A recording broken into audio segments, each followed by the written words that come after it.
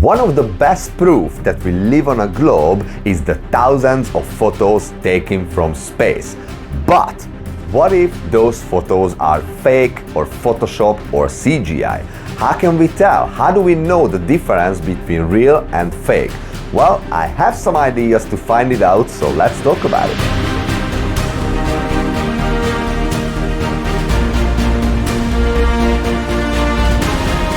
We all know that we have thousands and thousands of photos of the Earth taken from outer space. However, the flat site claims that all of these photos are fake. Now, this is a very bold statement, and first I wasn't really sure how to figure it out whether it's true or not. I cannot just look at all the photos, thousands and thousands of pictures and just keep wondering, is this real or not? That's not gonna take me anywhere. So what we're gonna do is, in the first part of this video, we're gonna look at all the issues, errors and problems that we can find with these photos. And I can tell you, there's plenty of issues.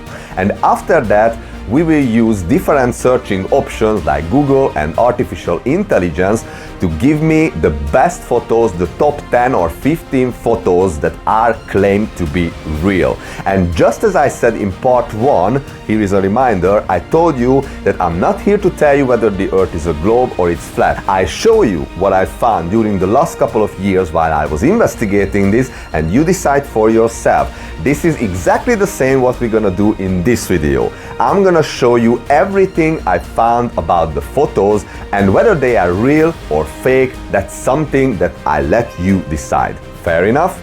Welcome to Mystery Teachings. My name is Gergo. If you are new to the channel, then welcome and namaste. Or if you are a returning beautiful soul, hey, thanks for coming back. I appreciate you. Let me start with a clip from the media. This was in a talk show, and the reason I want to show you this, it's a little bit similar to what we discussed in part 1, but this one is different because they bring up the topic of today's video, the photos of the Earth, as evidence that we live on a globe. Check this out. You talk in the book about how we now have to listen to people saying the Earth is flat. Yeah, yes, that's one of the pieces in there is about the new Flat Earth International Conference. It isn't a conference from the 14th century.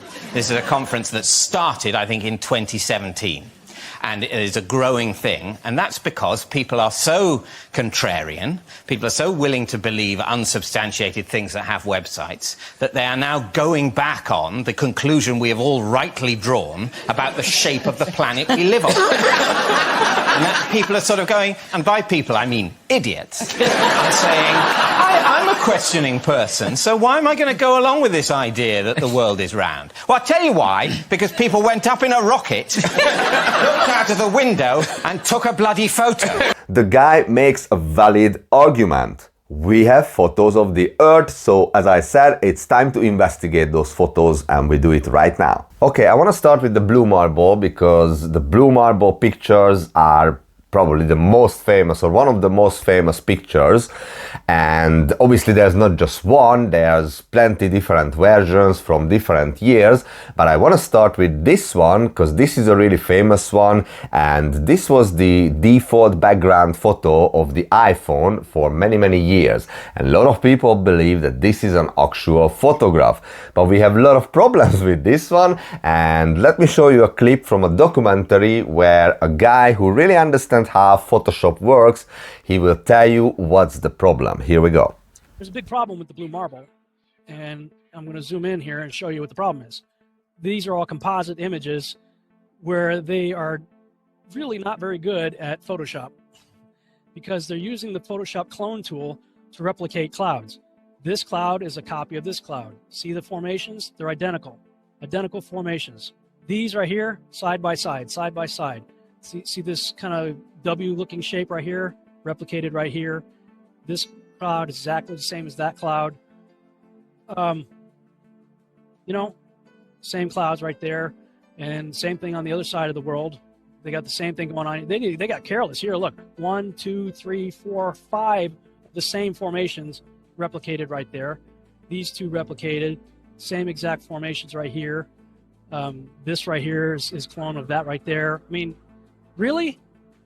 So You're telling me that we could take pictures of Jupiter and Saturn, huge, massive planets, and now we're out going to Pluto, but we don't have one legitimate picture of the Earth from space that's not a composite? How about that? So we have some problems with the blue marble, and a lot of people, including me, believe that this was a real photo. But apparently this is a composite image, which means that they received the data from NASA, but to be honest, at this point, I don't know what to believe anymore. And they put the pieces together into one image. That's all they do. And I know that the guy who created this blue marble is called Robert Simon, so I was asking ChatGPT, how did Robert Simon make the blue marble image of the Earth? And the AI tells me that Robert Simon did not create the original blue marble image, but he did produce an updated version using data from NASA's Suomi NPP satellite. He combined data from multiple satellite passes to create a seamless, cloud-free image of Earth. He used software to enhance colors and remove atmospheric haze, resulting in the iconic blue marble image. So this is the guy, Robert Simon, who made the famous blue marble, and here is an audio interview with him. In 2002, Blue Marble 2.0, NASA's Rob Simon made this. And it had wide appeal too. For example, it ended up as the default background on the iPhone. I didn't even know until I bought an iPhone. And turned it on and kind of did a little happy dance. Simon's job is... It's primarily taking data and making pictures out of it. That's what this is, a composite of data sets from several different instruments translated into a picture. To us, the really cool thing was the data set. Up until that point, there was no realistic color map of the globe anywhere. So the land layer here comes from the Moderate Resolution Imaging Spectroradiometer aboard Terra. And the tricky part here was the weather. So we actually had to take clouds out. They stashed the clouds for later, went onto the ocean. That came from an instrument that measures phytoplankton in the sea. Where it was low, I colored it dark blue because they're low mostly in mid-oceans. And then where it was a little bit higher, it was like a little bit brighter green. Then add the clouds back in. There's a small problem with it because there's a very slight gap in between each orbit. So some of those are painted on. It is photoshopped. But it's has to be. Then there was another layer to sort of simulate the atmosphere. And then there's this little bright spot. It's called the specular highlight. So it's the reflection of sunlight off of water. Those are the pieces, but you can't just slap them all together. It just didn't look realistic. It looks kind of flat, or the clouds are sort of too see-through. So I just hit Command Z a lot. There's artistry to creating the world. What I imagine it to be. Unfortunately, I'm not an astronaut. I've never been to space. But I've looked at these images over and over again, trying to sort of get the essence of it. It is photoshopped, but it has to be. It has to be? Really? And you will see that we don't have an actual blue marble photo. So that's a big problem in my opinion. And then here is a clip from Barack Obama again, when he tells you otherwise. Now, I don't want to fool you. Last month, for the first time since 1972, NASA released a blue marble, a single snapshot of the Earth taken from outer space. It is photoshopped, but it has to be. And so much has changed in the decades between that first picture and the second. Borders have shifted, generations have come and gone. Our global population has nearly doubled. But one thing hasn't changed. Our planet is as beautiful as ever. It still looks blue. Yeah, still looks blue, and they colored it in Photoshop really nicely. Alright, let's have some fun, guys. So, first one, we have some size issues here. Why is the size changes in these three images? Interesting. If you look at this one, Blue Marble 2002-2012, what's happening with America? Why does it change size? Okay, Blue Marble 2012. Now the question is, if you look at the map, and I know it's a Mercator projection map, but how can you wrap the rest of the world on the other side of the ball? So how do you fit South America, Africa, Europe, Asia, Australia, Antarctica on the other side? How do you do that? Here's another one with Africa, same question. how can you put the rest of the world on the other side? Here is Blue Marble 2022 with Africa, and again, like North America, Greenland, Europe, Asia, everything is missing. How does it fit on the other side? How do you do that? Here's one more for you, Blue Marble 2012, both sides. Look at the map. Same question, where is the rest of the world? It is Photoshop, but it's has to be. Okay, Blue Marble versus ISS footage. We got some size issues again. This is not possible. And guys, we are just getting started. This is just the beginning. It's gonna be so ridiculous, you're not gonna believe it. Here is one more, ISS footage Google Earth. Again, look at the difference. Like, everything is just changing size apparently. Very interesting. And here is one more, look at that one. Now, how is that possible? This is so crazy, right?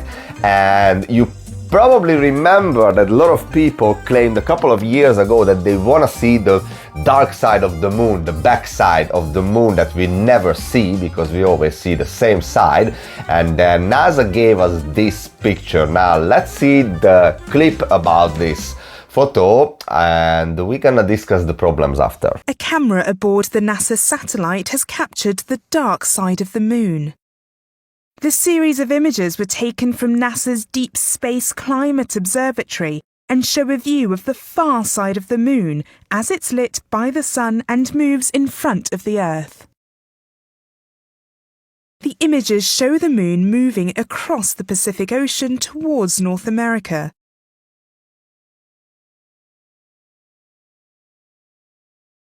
Its far side is revealed, showing a crater. Observers on Earth only see one side of the moon because it's tidally locked to our planet, meaning its orbital period is the same as its rotation around its axis. The images of the far side of the moon weren't seen by humankind until a Soviet mission in 1959. While it monitors solar winds, NASA's observatory will capture the dark side of the moon twice each year. Okay, so I have a couple of problems with this footage. First of all, it looks completely fake. I mean, does this look real for you, honestly? Okay, number two is the clouds. So you can see how the Earth rotates, and as we learned in part 2, the Earth is spinning at 1,000 miles per hour and the Moon is rotating around the Earth at 2,288 miles per hour. So this is apparently hours and hours of footage because you can see a big rotation of the Earth, but somehow the clouds are exactly the same. They don't change shape at all.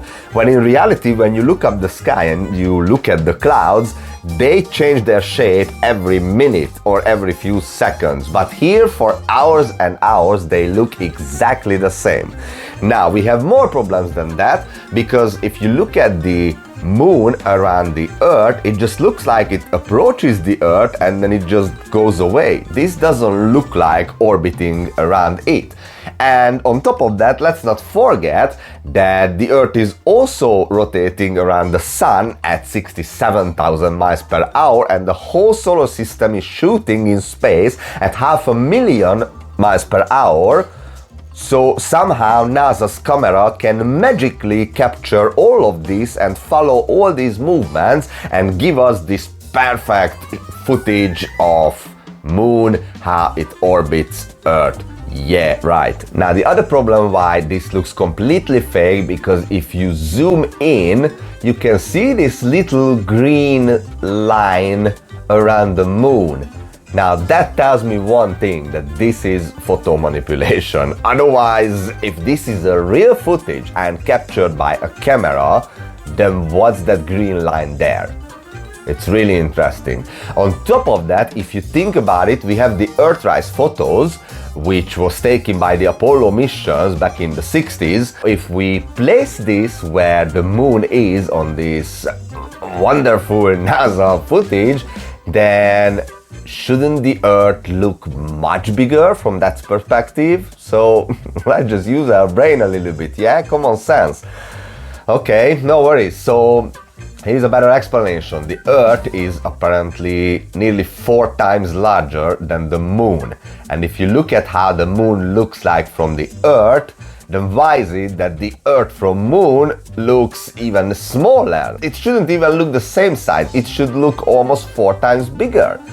So again, wouldn't the Earth from the Moon look more like this and not like this? But this photo is actually also fake, and here is why. Click on this picture right here. Supposedly the same mission, same guys that took the picture of the most famous picture of our Earth. I'm going to do save image as, and let's see, Apollo Moon, let's call it Apollo Moon 17. And I'm going to open that in Photoshop. And if those of you who think this technical difficulty was planned and think I'm scamming you, go do it for yourself. Because you're going to find the exact same thing. I got nothing to hide here. This is live on the air, okay? I'm going to zoom in on the Earth in Photoshop. You see the Earth? Go to Image, Adjust, Levels, and I'm going to bring the levels over here. And I'm going to bring the levels up. Uh-oh. What is that?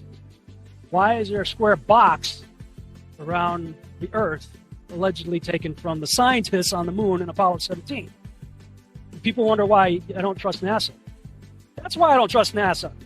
It is Photoshop, but it's has to be. Okay, now let's play with the colors a little bit. So we got the blue marble images from 1967 to 2015.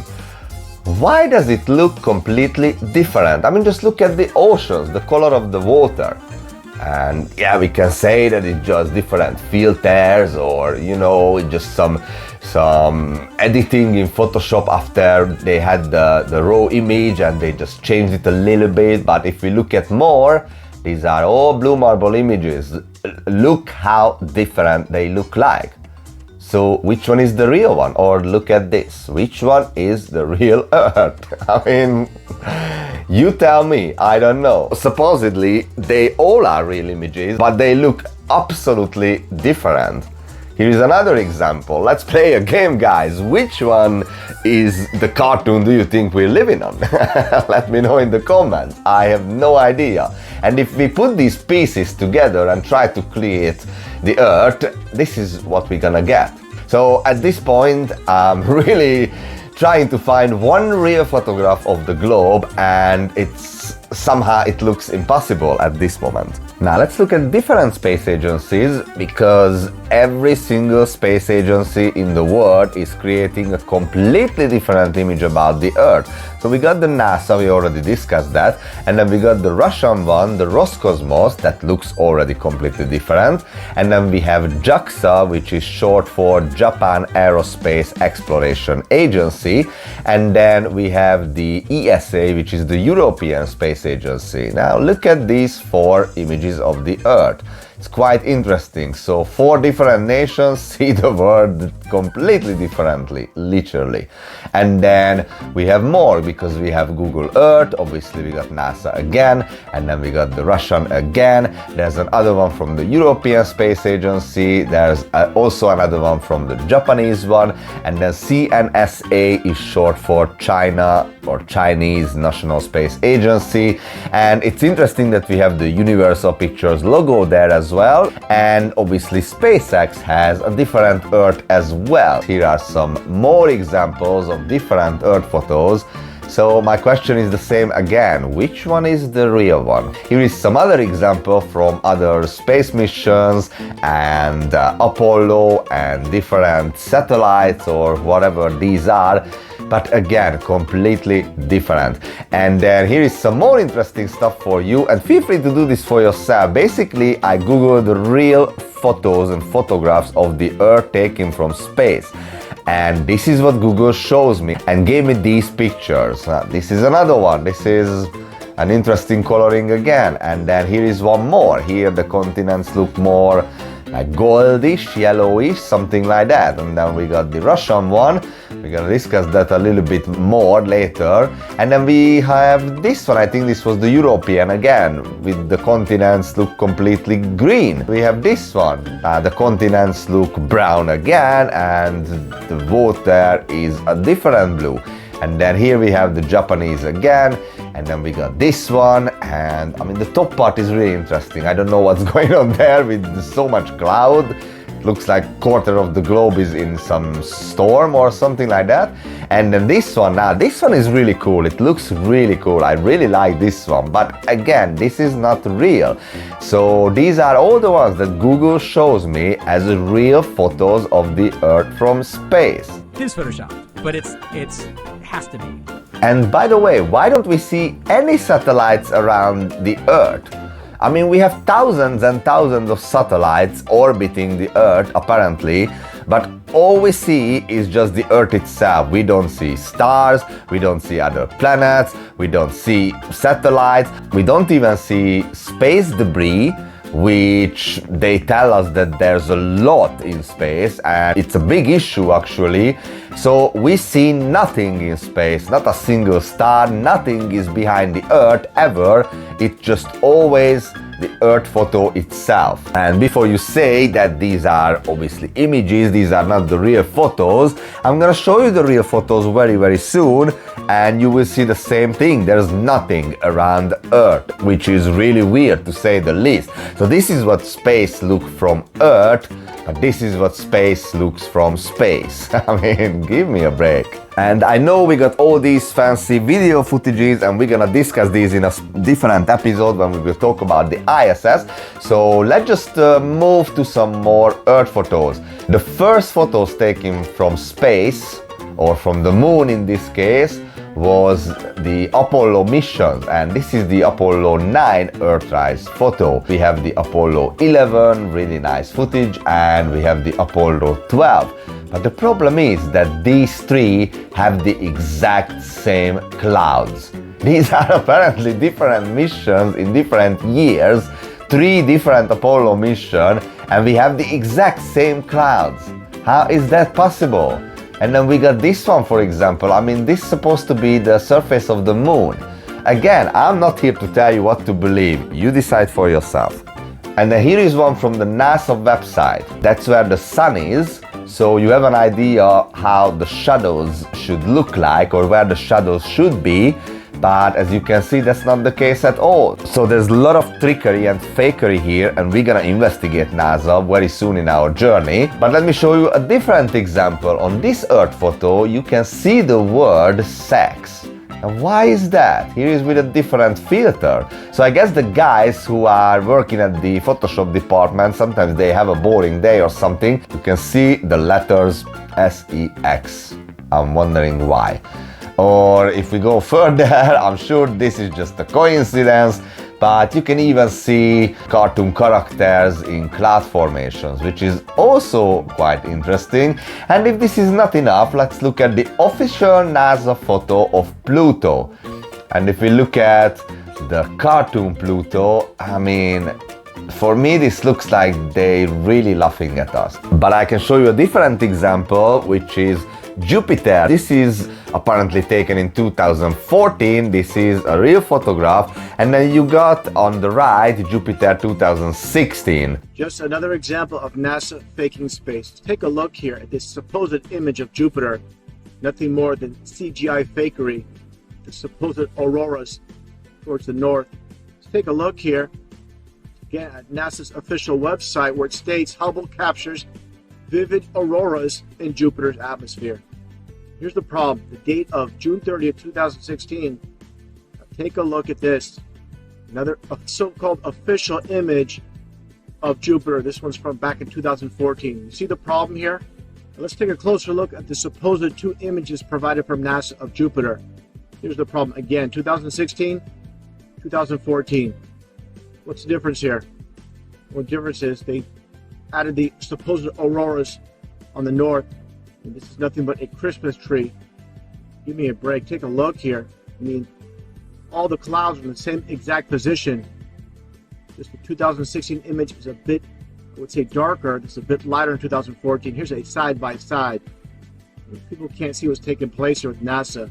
It is photoshopped, but it has to be. So we talk about an entire space art here, and honestly, you don't need to be a conspiracy theorist because NASA actually admits that they have an entire department creating these images and footages and videos. Check this out. In the meantime, they are images that inspire, educate, and sometimes just make us say, wow. Yeah. Over the years, NASA has given us spectacular photos and renderings that reveal a colorful and mysterious universe. No doubt. And now Chris Martinez is introducing us to two of the artists behind some of the most iconic space art in the galaxy.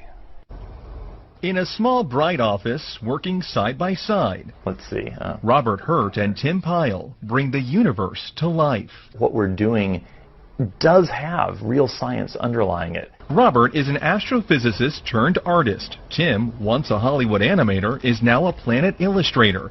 Together, they produce some of NASA's most popular images, from renderings of how planets light years away could look, to actual photos of stars and galaxies captured by NASA's powerful telescopes. And this is sort of how it comes to me. And then Many of those images have a dark, grainy start, but color and light reveal an astonishing glimpse of the deepest regions of space might appear to the human eye. What I'm trying to do is show people sort of the broader colors that the universe has to offer. It's a delicate blend of imagination and data. The artists meet with NASA scientists over many drafts to ensure a planet or galaxy's look lines up with the research to make each one as accurate as possible.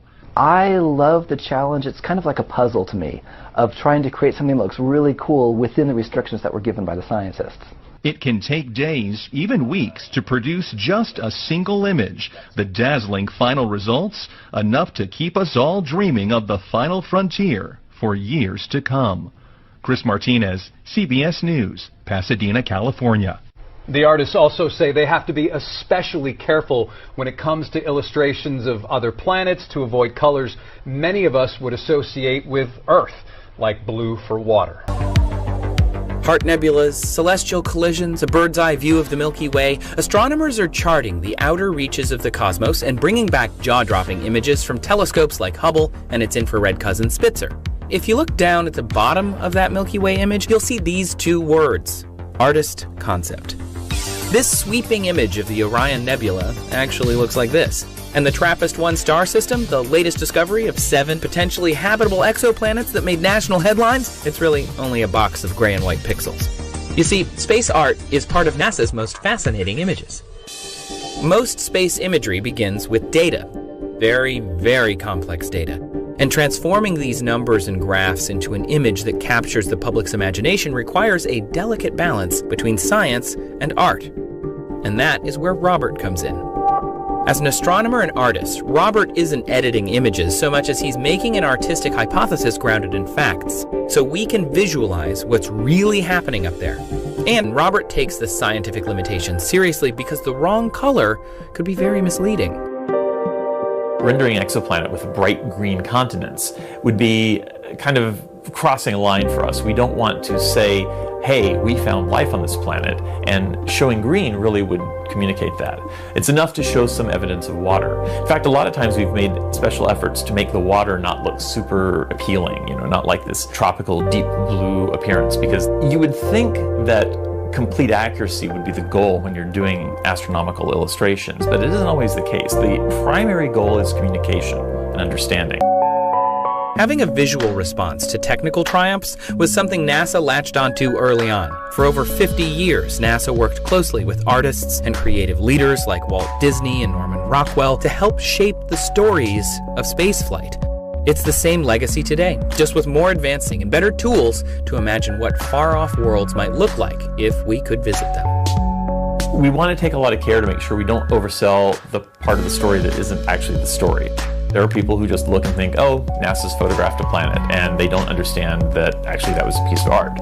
On the other hand, if we don't do that and we don't put a piece of compelling artwork, then people may never even look at the story anyway. So this is what happens when you are fascinated to see the beauty of the cosmos on the bottom of some frying pans. Alright, let's move on to ChatGPT and look at the real photographs. What does the AI tell me about these? But before we do that, just for fun, I was asking ChatGPT to create an image of the globe and to make it very realistic, even better than the blue marble. And it gave me this. So this is a realistic picture according to artificial intelligence. But anyway, let's move on to what I just mentioned. When it comes to actual photographs of Earth without editing or Photoshop, the list is much shorter. These images are primarily from missions where astronauts or spacecraft captured Earth in a single shot rather than composites or digital creations. Here's a rundown of notable examples, and it gives me 5 examples of photographs without editing or Photoshop. Here is number 1.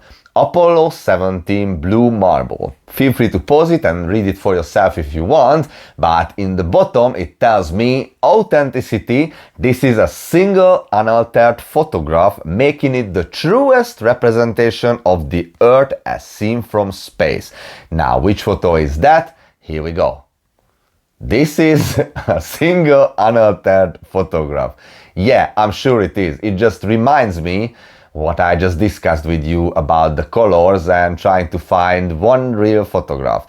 But okay, let's see number 2, which is the Apollo 8 Earthrise, and it says at the bottom, authenticity, a true photograph, often color adjusted in reproductions. That's fair enough if it's color adjusted, but we already discussed that these are the ones that have the exact same clouds. Number 3, Galileo spacecraft 1990, which says at the bottom, mostly true photographs, though some color balancing may have been applied in post-processing. That's fair enough again, and these are the one Google told me or showed me 4 different photos. They look a little bit similar, maybe color adjusted. Okay, so these apparently real ones. I mean, do you think these are real ones after what we just saw and what we went through? Number 4, Messenger spacecraft 2005. Authenticity, largely untouched photographs. These are the ones they show us. I'm not sure, but as I said, you decide. Number 5, the LRO Earthrise photo 2015. This one, and it says authenticity depends on the specific image. Some versions are composites, but this is what Google tells me and shows me. And look at this photo. I mean, look at the moon's surface. Is that the moon? And this is apparently a real photograph. Okay, what makes them rare? Unaltered single frame photographs of Earth are rare because 1. Perspective. Most spacecraft orbits or travel paths don't allow for a clear, full Earth view. Why not? What's in the way? Okay.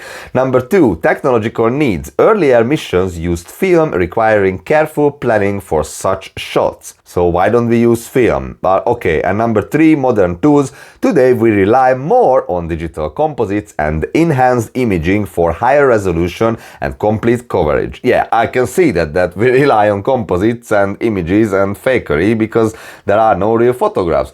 But it also tells me the Apollo 17 blue marble remains the most famous and genuine single photograph of Earth.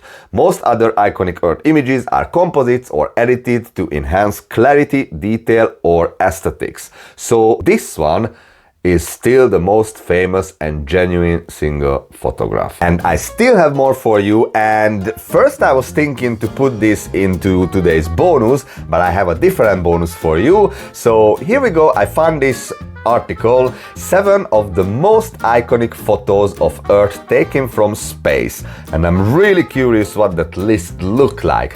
So it tells me that it wasn't until 1946 that humans first saw what the Earth looked like from space. Yeah, but Universal Pictures knew it in 1927, but no worries. And it also tells me that the farthest is from the Voyager 1 spacecraft, which captured Earth from 3.7 billion miles away. I love these numbers, just as we discussed in part 2. So let's see the images. The first photo of Earth from space, taken just 65 miles above our planet, and this is the photo. Here is the second one, the first television picture from space, taken 450 miles above Earth. That's interesting. If you would tell me that this is an X-ray of someone's belly. I would believe that too. And here is a description for it if you want to read it for yourself. Number 3, which is the blue marble, the same one from 1972, which we already discussed, Apollo 17 crew. This is apparently a real one. And then we got this one, number 4, which is the Orion, takes a snapshot of Earth and the Moon from 268,000 miles. Now, the problem with this one is that why is the Moon larger than the Earth? Okay, whatever. And then the Earthrise photo, which we also discussed already. And then we have this one, Earth as seen from the dark side of Saturn. 898 million miles away. I love how they come up with these numbers. Someone definitely measured it. This little dot is the Earth, and this is a real photograph. Okay, and the last one, this is my favorite, an iconic image of our pale blue dot taken 3.7 billion miles away. And let me zoom on it so you can see it properly. Well, that's Earth, and yes, this is a real photograph, please believe that. And let's not forget, we have all these shots, but again, we are orbiting the Sun at 67,000 miles per hour while shooting through the galaxy at 500,000 miles per hour, and we have all these beautiful photographs taken from millions and billions of miles away.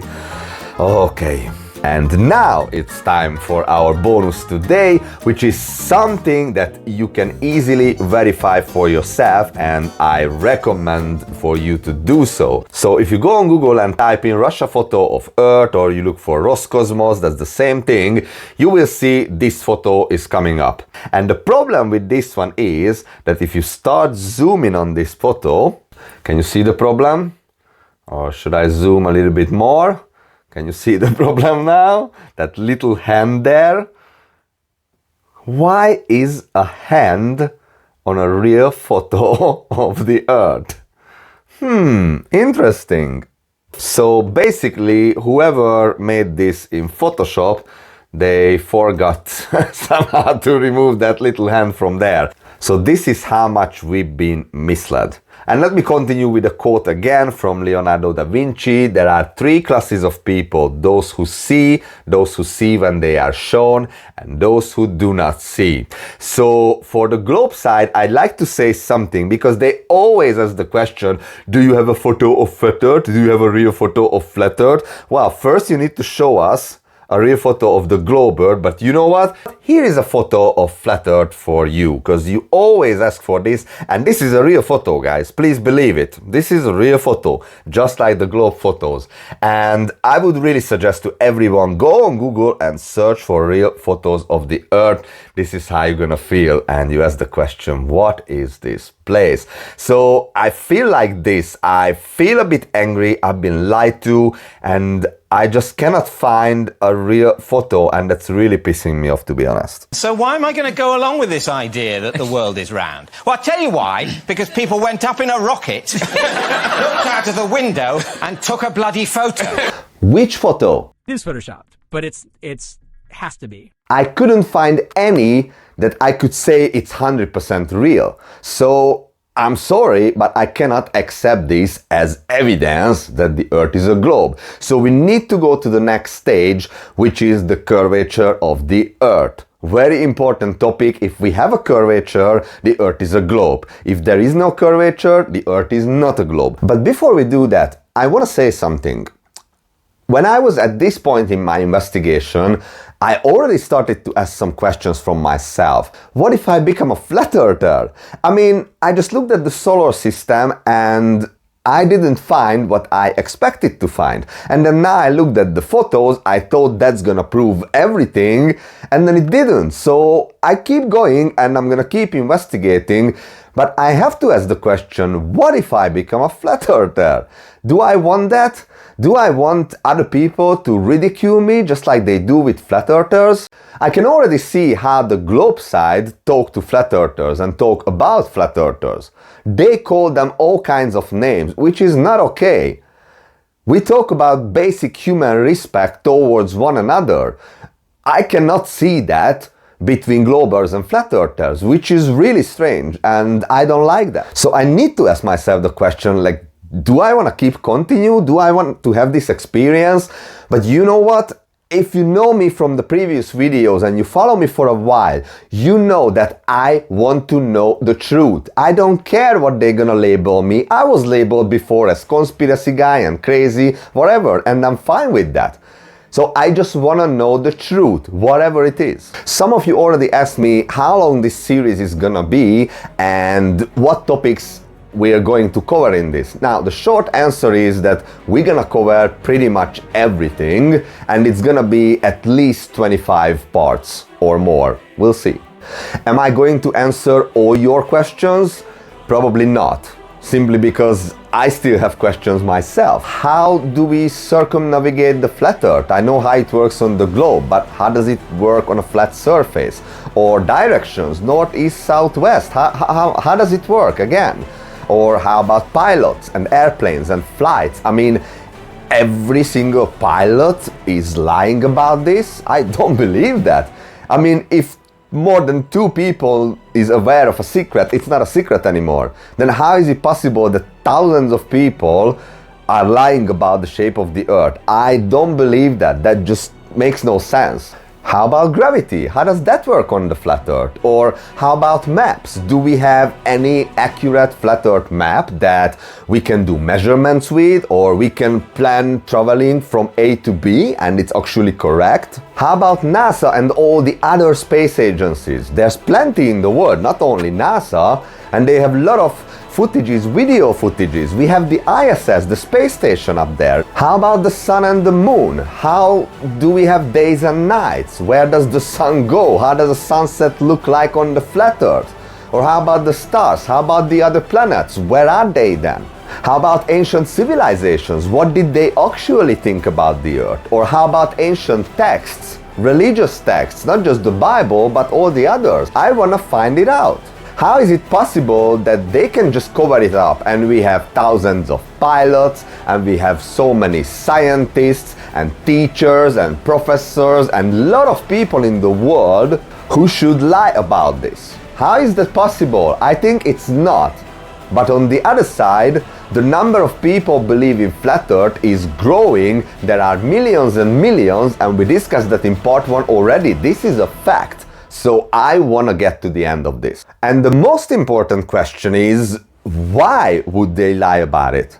What's the benefit for that? Why is it good for them if we don't know whether we live on a globe or not? Now, before we go to the next step of the investigation, which is the curvature of the Earth, there's one more thing we need to do. And that's looking into Google Earth. And actually first I wanted to skip this part and just go to curvature because I didn't see the point why I should look into Google Earth. But actually we need to look into it because some people in the globe side say that somehow Google Earth proves that we live on a globe because we have real satellite footages and you can look around anywhere on the globe map. So we're gonna do some investigation about Google Earth in part 4. I'll see you there. Stay blessed.